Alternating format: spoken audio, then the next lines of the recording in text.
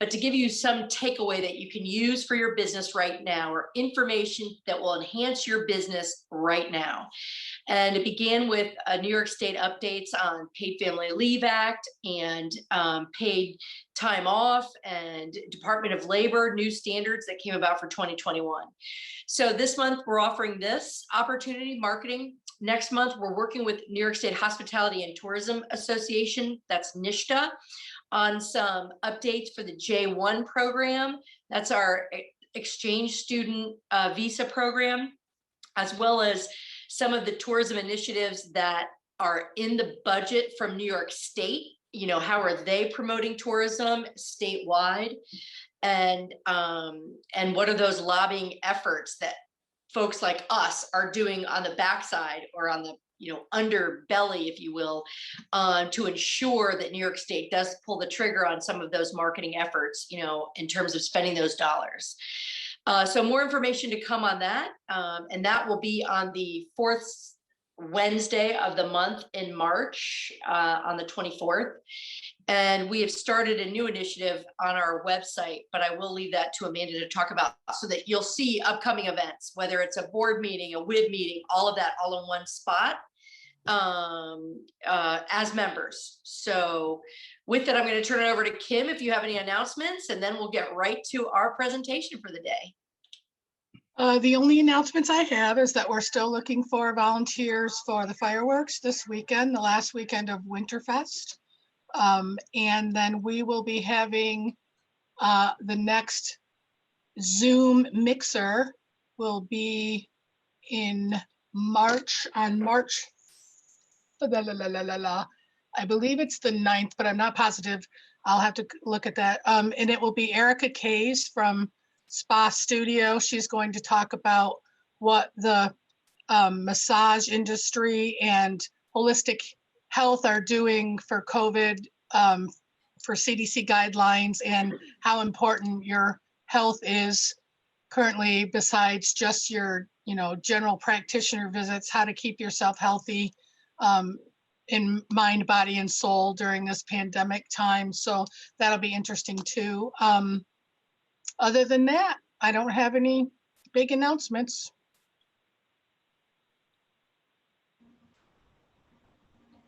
Take it away, Amanda. All right, thank you, Gina and Kim, and thank you everybody for being here today. It's great to see everyone. There's quite a few people on this call that I haven't seen in so long. It feels like forever. So I will start sharing my screen now. This might take a few minutes.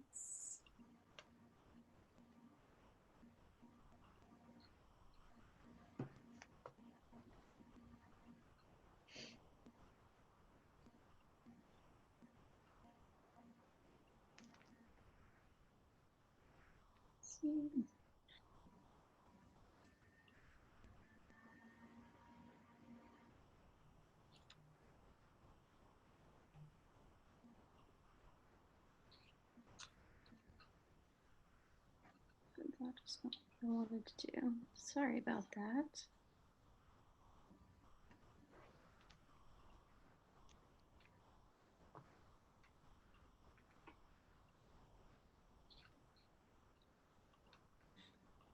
All right, here we go.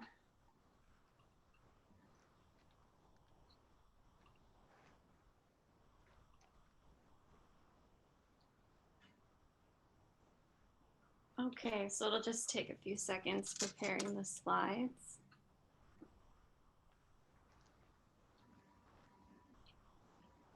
And I'm feeling very grateful and fortunate today because I have some really cool data to share with you.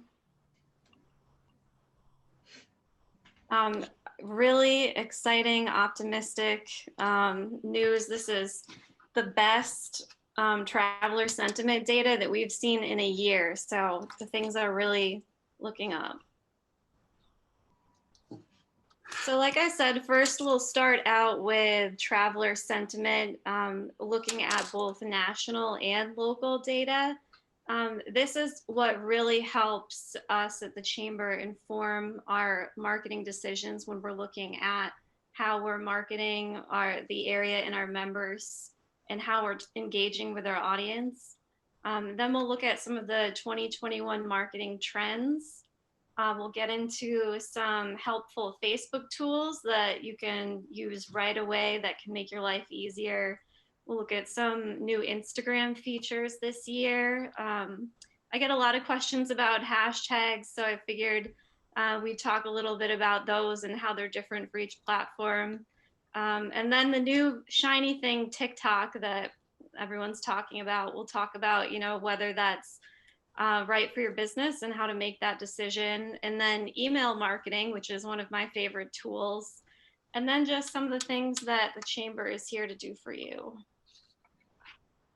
So like I said, with traveler sentiment, this informs our decision making. We look at both local consumer sentiment. We partnered this past year with Warren County Tourism and Mannix Marketing, as well as hotels and other businesses to send out surveys to help us gauge what the people who are visiting our area are feeling, what they want. And this really helps us better communicate with them and establish that authentic connection. And then nationwide data, Destination Analyst is one of my favorite resources that I use. So I'll walk you through some of the latest data from them. And just a reminder, we are recording this session and we will send you the slides. I know some of them are very text heavy. There's a lot of information on them. So don't worry about having to take notes on everything. You can always take a screenshot if there's something in particular, but we will be sending you the slides, the recording and other resources. Okay, so these are the best numbers that we've seen since the pandemic started. There are positive record highs in optimism, like the level of excitement about travel, 6.2 out of 10 people. The readiness state of mind, 60% of people nationwide. And these numbers are based on about 1,200 American travelers that Destination Analyst has surveyed on a weekly basis since last March.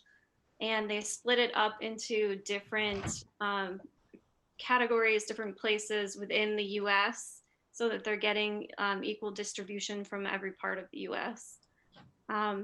Also, the positive record lows, the perception of travel and leisure activities is unsafe, 45%. That's a record low for that within the past year. And just a lot of other indicators that people are going to start feeling more comfortable traveling. And these numbers are even a lot more optimistic than they were 2 weeks ago.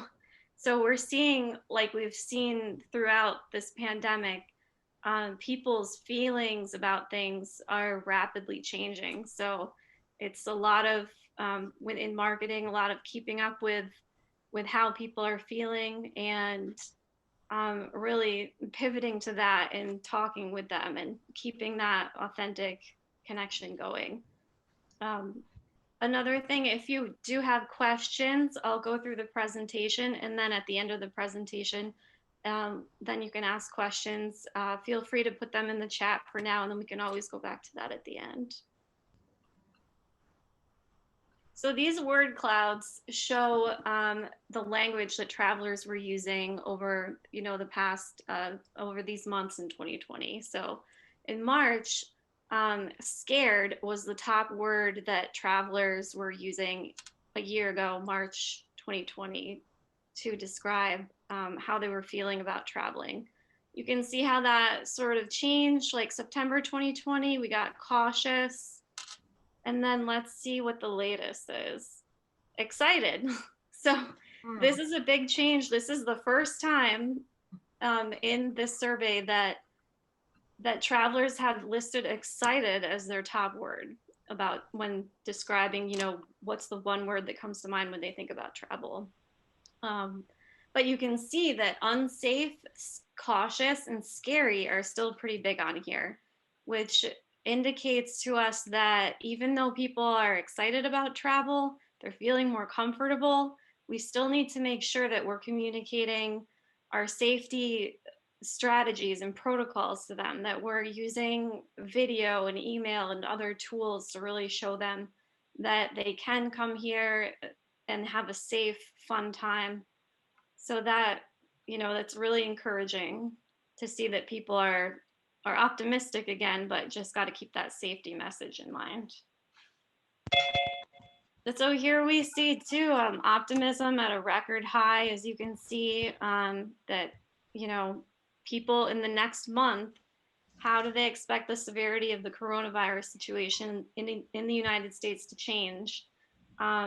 So we've got 44.2% of travelers in the survey saying better or much better, and you can see that that is even quite a bump from like a few weeks ago. So that is more good news about how people are feeling. And this, I just wanted to look back on the holidays last year. How were people feeling about traveling over the holidays? It starts with Memorial Weekend of last year, which you can see nationwide about 5.9%. And I feel that our destination was really well positioned throughout this, much more than others, because of our outdoor recreation, because of our strong safety marketing throughout this whole thing, keeping ourselves top of mind with people who aren't comfortable traveling, letting them know that we're still thinking of them. We can't wait to welcome them back when they're ready. So our destination, I think, has fared a lot better than others. And these holiday travel graphs that you can look at, like we still had some pretty strong travel on these holidays and many other times throughout the past year. But it's interesting to see how it changed. And then up to President's Day, which was the last one, down to 12.7 from Christmas. And then looking ahead to whether travelers expect to go anywhere for Easter, spring break. Easter similar to President's Day, but spring break up to 16.3%. And this graph shows, when do they expect to take their leisure trips in 2021. Like I said, I think we were really well positioned last year, and even more so this year, especially with the increased amount of people who are going to feel comfortable traveling. I think that we're really in for quite a year. Their travel state of mind when it comes to getting back out and traveling again, which best describes your current state of mind. 60% of travelers say they're ready to get out there now.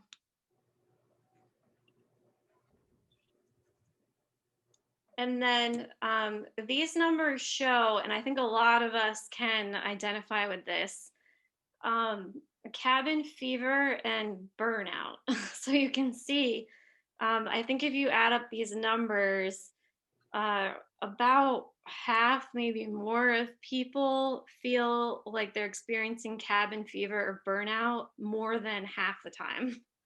So one thing that can help cure cabin fever and burnout is, travel. So I think that too, like in our marketing, that's something that we've really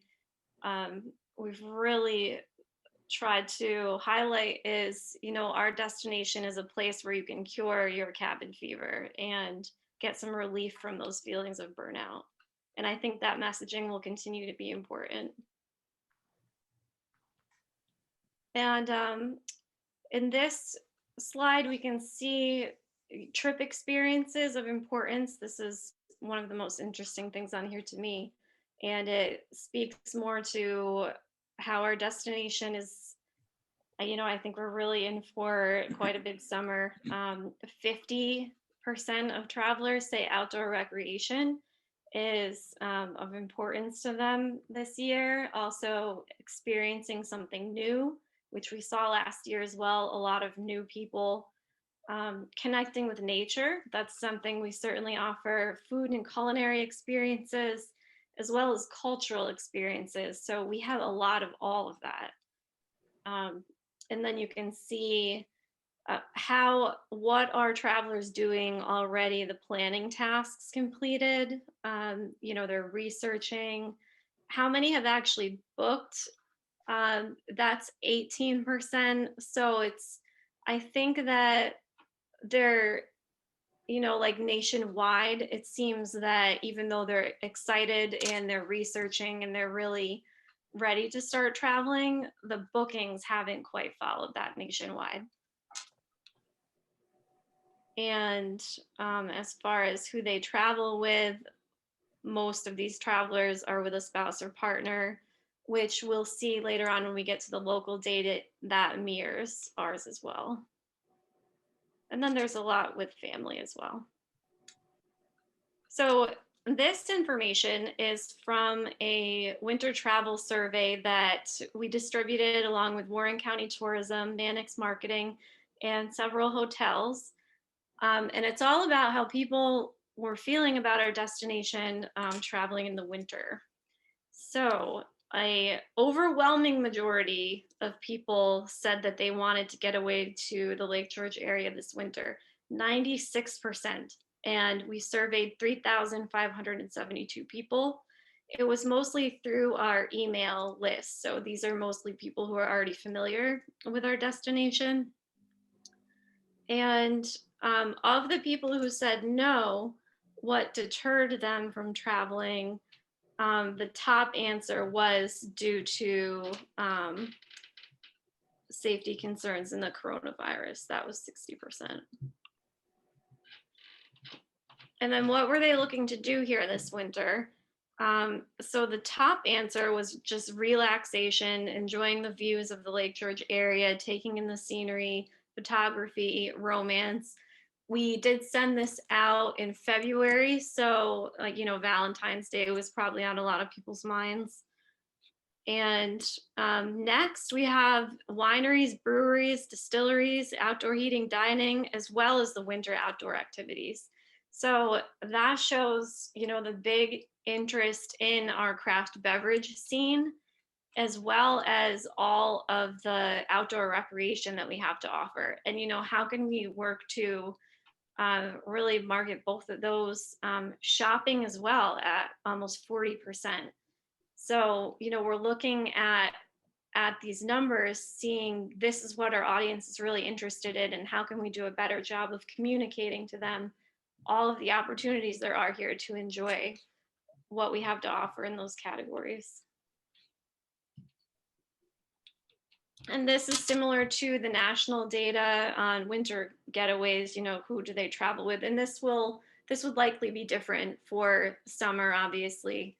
But travel with my spouse was the top answer, and travel with children second.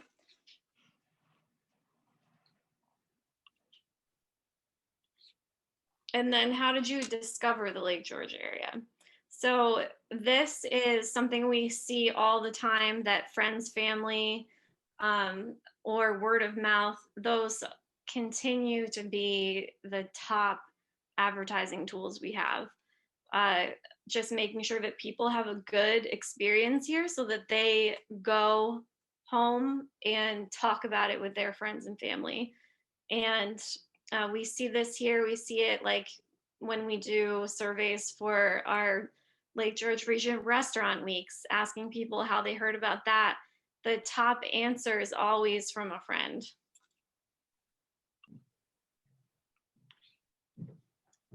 And this information, this will look familiar to anybody who was on the CVB call. This is from January. So when they ask these questions again, the answers might look even more optimistic now. But when do travelers expect they'll feel comfortable attending a live event or festival while traveling? You can Okay, see that June spikes up a little bit, but it was overwhelmingly, like July, August, and September.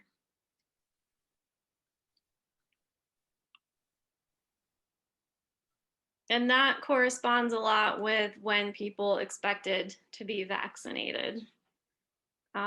Most expected last month to be vaccinated by June, and it does seem like the rollout, we'll see if, the winter storms, what effect there was with that, but especially with the addition of a third vaccine now, these numbers might even get better. And then thinking about business travel. So our Convention and Visitors Bureau, that's a division of the chamber, and this is a focus of the Lake George Regional CVB, is getting meetings, conventions, events here, and really growing that year-round business. And you can see how people who travel for business, do they think that there's going to be a long-term change? Mostly yes, 45%. Nearly half of business travelers feel that the pandemic will change the business travel dynamic in both the short and longer term. And here's how they think it will change. They're thinking fewer overall business trips will be taken, more webinars, virtual meetings to replace travel, and the trips that they do take, they're thinking will likely be shorter. And more restricted travel budgets, smaller groups traveling on business trips, more restrictive health and safety protocols. So that was a look at the latest traveler sentiment data. And now we're going to get into some of the broader 2021 marketing trends that a lot of these we started seeing in 2020. And they're carrying over into this year.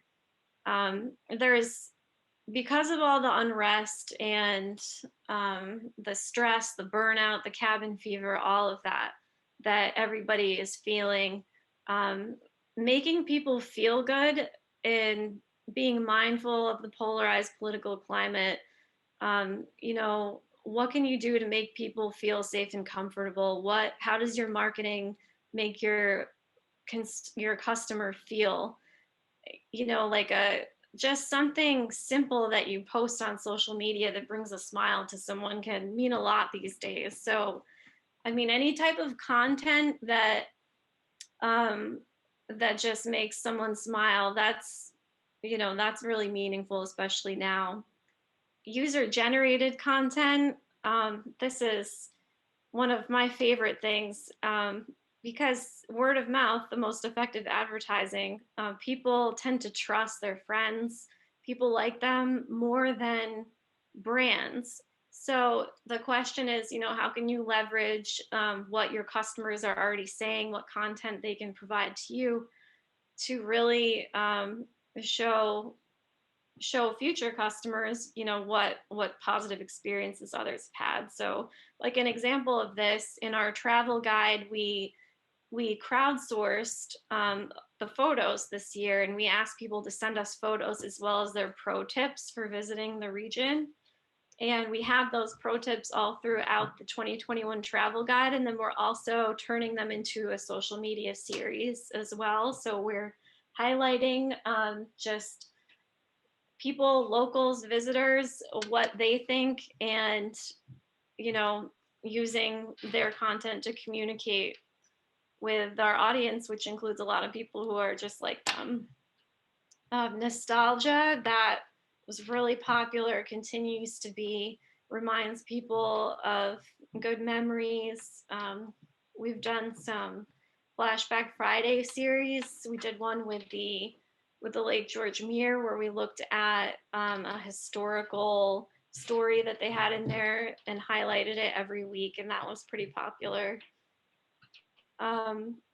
Online experience, like if you can offer virtual tours, if you have a hotel or something can offer virtual tours, whatever your business is, any way that you can engage with your audience and show them what you have, that's fantastic. Lots of e-commerce opportunities out there. You can, if you want to ship to anywhere, you can ship. If you have a product, if you have a service, you could meet people by Zoom. There's the geographical limits are pretty much gone now. And also monitoring your online reputation, really important. Making sure that your hours and information is all correct on sites like Google, Yelp, and TripAdvisor. We've had some situations where Google, a user saw like a seasonal restaurant, for example, was closed on a day where they went there. So then they went into Google and marked the restaurant permanently closed, and that stayed there, confusing people and hurting the restaurant. So it's important to make sure that you're on top of those sites and making sure that people aren't writing incorrect things about your business, and that your hours and everything are right. So content marketing, this is a way to provide content that is entertaining or educational or uplifting to your audience. It's a great way to connect with them without really, hard selling something. So it's a way to build a relationship with people that continues even after a transaction, and you could make your brand a resource for them. Video and audio, strong tools here. A lot of brands have done this really well on YouTube. And podcasts too are pretty popular now. So Facebook, and I know there's a lot of text here, so just a reminder, we will send out the slides and some helpful links as well. But I just wanted to talk about some really, if you don't know about some of the things that Facebook offers, like a Facebook Business Suite. It's a way to manage both your Facebook and Instagram accounts. You can view insights, schedule posts, respond to comments and messages, and create ads all in that one place. So it makes life a lot easier if you're trying to manage both of those channels. And especially if you don't necessarily want to use your phone for a lot of it. I love being able to respond to comments and messages right through there. And the scheduling posts is really nice too. In Insights, definitely check this out if you haven't yet. It's a way to find out who is following you on Facebook and Instagram, what demographics are there, what demographics are your fans on there, and you can see which posts they respond the best to and kind of mirror that and use that to inform your strategy. Creator Studio, that's another way to help you streamline your process so you don't have to post every day, and you can plan and schedule out campaigns. This is something that I would like to be better at, because it really helps, if you have a whole campaign, to know like what dates and times work best for your audience. When do you get the most engagement? And then go on Creator Studio or in the Business Suite and schedule out all your posts. So, take a couple hours to do that, and then it's done. And then the rest of your time can just be responding to comments or engaging with your audience on those posts. So you're not always scrambling to make sure that you get that out there. And I think that that's really helpful. Like a lot of people who work in marketing have so much on their plate. I know there's a lot of people who are sales and marketing. So, you're trying to wear so many hats and do so many jobs. So anything to help streamline the process is really helpful. And Facebook ads, there are so many options for reaching your audience. One that I did want to mention that is kind of lesser known, you can actually create a lead form, like a Facebook ad lead form that connects to your CRM, so you can capture information. So an example of this is like we have the CVB has a digital wedding kit. So if we wanted to advertise to couples planning a wedding to download that free wedding kit, we could do a forms lead for that, connect it right to our CRM so that we'll have their information in there. And then we can continue to engage with those people, maybe do some kind of a content marketing strategy where we give them, tips for planning a wedding and, five reasons that the Lake George region's the best place to say your vows, provide them with the information and information they can enjoy and use. And then Facebook groups. If your business has a customer base that all has the same interests, could you benefit from having a Facebook group for them? Like we have the members group that hopefully all of you are in. If you're not, let us know. We'll send you an invite. But this can be a good way to engage with your customers, and then they can build relationships with each other as well. Instagram trends. So stories is not a new thing at all, but studies show that 63% of Instagram influencers started using stories more in 2020. So this is a great way to keep fresh content in your followers feeds. Plus it's really fun. You can customize your stories, add fun GIFs and stickers, and if you have the time to do it, it's a great way to engage with people. Reels, these are about 15-second videos that were launched on Instagram. It was really like an answer to TikTok. But this is another way to grow your audience, is to start using Reels, and that's another, it's a fun thing.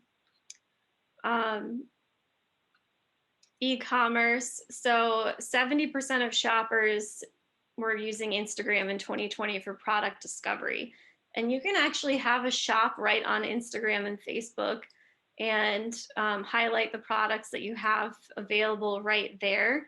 So that kind of, it's another hook to get them, like they like your product, but it's another hook to get them to really like click it and buy. And branded AR filters. So this is fun. We have a health and safety pledge lens that says, I took the health and safety pledge on our Instagram. And it's just a new fun way to, create something that engages your audience. So you can check that out right on our Instagram, which is at Lake George Chamber. Instagram guides. We use this on ours. We have a couple there. There's one about the heated igloo dining, and then there's another just showcasing some winter things to do. So we'll be using this more if you are, for example, a hotel and you have a package that you're promoting. Could be a good way to promote that package and show images and communicate with people about, what's involved. Like, here's the restaurant that you would eat at, here's the activity, and here's the hotel. So there's some cool ways that businesses can use the new guides feature.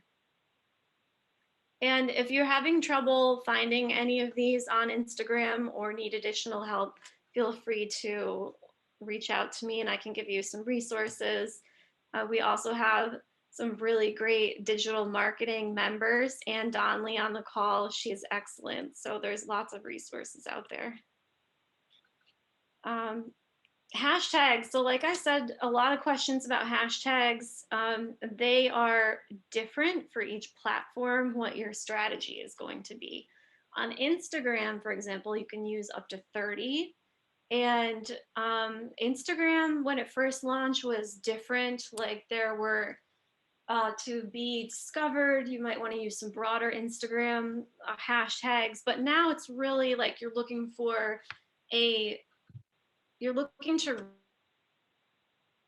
reach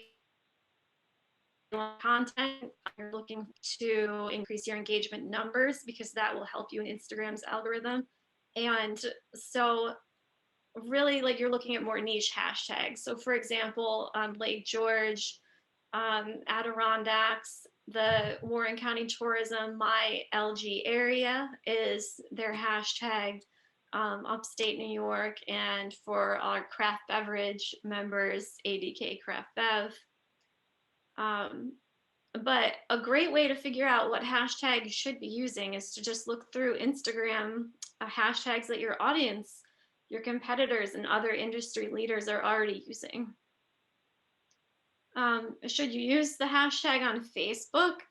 So this Facebook is famous for constantly changing everything, changing their algorithm, how it works.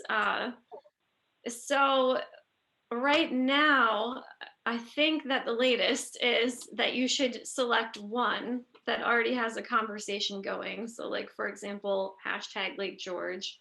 And studies have shown that engagement can decrease with more hashtags on Facebook posts. So for example, like if you post something on Instagram that has all your hashtags, and post that on Facebook as well and keep all those hashtags in there, you might not want to do that. The algorithms are secret, so like Facebook doesn't necessarily come out and say this, but this is what studies are showing. And also, I'm not sure how many people are really using hashtags to look for things on Facebook. So I would say there might be other opinions out there, but in my opinion, I would say the hashtag is not as important on Facebook. And on TikTok, it's totally different algorithm. It's more sort of like how Instagram used to be. So like, for instance, if you're a hairdresser and you're posting videos about things that you like, cuts or colors or whatever, you're gonna wanna use hashtag hair in there, as well as maybe some of the other niche ones. And in the diagram that you see here, you can kind of see the evolution of the hashtag, the beginning with Twitter, which Twitter is also, I did want to mention, I'm not covering it in here because I know that a lot of our members aren't using Twitter. It is, it's still definitely a viable option, but it's just one of those things where you've got to think about how much time does your staff have to devote to social media and where is your audience? So they all have different audiences, and Twitter for us is very helpful when reaching lawmakers. Like, we use it for a lot of advocacy. We do try to post to it a lot, but I would say that the engagement there is not as strong as Facebook and Instagram for us. But it depends on your audience. Okay, so TikTok. So worldwide, TikTok is the 6th largest social network, and Facebook and Instagram are still up there. Worldwide, Twitter is down at like, I think 12 or 13, but in the US, it's much higher. So that's something to consider. And the main question is your audience, do you need to, does your business need a TikTok? Is your audience on TikTok? So before the pandemic, it was really mostly Gen Z. But after the pandemic, as you can see, a lot more people in different age brackets started using it. So you can see the different ages there in terms of gender, who's on it. What's really popular, like skits, dancing, challenges, recipes are really popular. So it could be, a cool way for a restaurant or a bar or something to reach people. The other thing that's nice about their algorithm is if you are using like the sounds or transitions or whatever's trending on there, you can go viral very quickly and reach a lot of people. And the editing features are really easy on there. really easy video editing. You can post from TikTok to Instagram as well. And it's definitely different from the others because it is more about authenticity than polish. Like Instagram with your images, you're gonna want, high quality images. The algorithm really rewards that. And whereas TikTok, it really rewards, you're better off just using your phone or using, whatever equipment you have, and not necessarily going all out with what you might do for Instagram. So in thinking about whether or not your business needs to be on this platform, a big question is, do you have the staff time to devote to learning another platform? Or would it be better to stick with what you're already doing? But it doesn't hurt to think about that. And if you do want to try TikTok, it is a lot of fun. I can recommend a 30-minute video course that is really easy to follow on later.com. And they also have a 10-day TikTok challenge that can get you acquainted with it. So it is, it's really easy to use, and it might be a fun experiment for you if you want to try it out. We'll definitely send you the links to that when we send you these slides. And now we're at email marketing, which is one of my favorite ways to reach our audience because it is so cost effective. And it's a lot of fun too, because you can really think of ways to engage your audience using a content marketing strategy, and a way to get in the inbox of your customers with really helpful content. Subject lines with numbers do really well. Like if you're going to say 5 ways to enjoy the Lake George region in the spring. If you want Constant Contact or Robley, let us know. We can get you a discount on that. All right, so a couple other points. If you are looking to get more content to use in your marketing, we have a program called CrowdRiff that we're using now to crowdsource photos. So it allows us to get rights for those photos legally, and we'll be offering anyone who wants it a login for that so that they can have access to those photos. And then also in the Simple View CRM, make sure that your member information is correct in there so that we have all your current business information, and you can even upload photos in there that we can use to help market your business. So any questions, feel free to email me anytime. And there's some social media resources on there that I really like. And also, as I mentioned, we've got some fantastic local marketing companies here, and you can find their information on our website on the business directory if you just search for marketing. Okay, I'm going to carefully unmute people.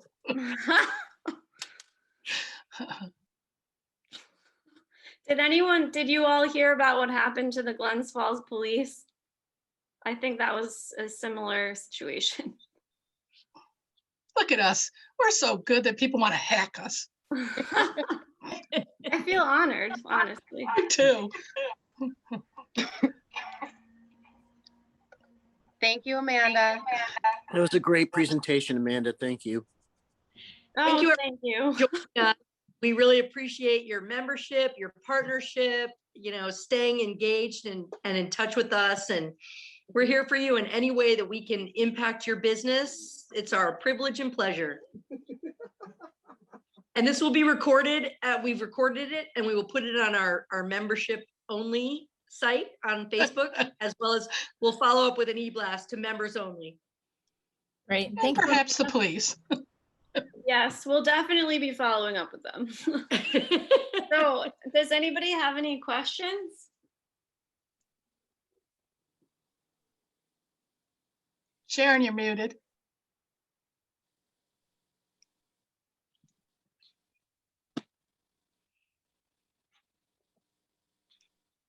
Amanda, Sorry. do you have to? Here we there you go. Okay.